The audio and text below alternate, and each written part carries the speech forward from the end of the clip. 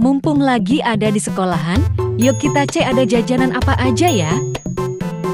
Yang ini jual pancake karakter. Ini jual takoyaki. 1 biji Rp1.000. Yang ini jual es kepal Milo. Yang ini es krim puter.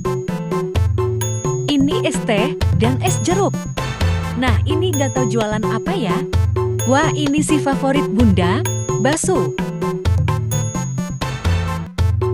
Ini jualan goreng-goreng dan mie godok ya. Sebelahnya juga sama.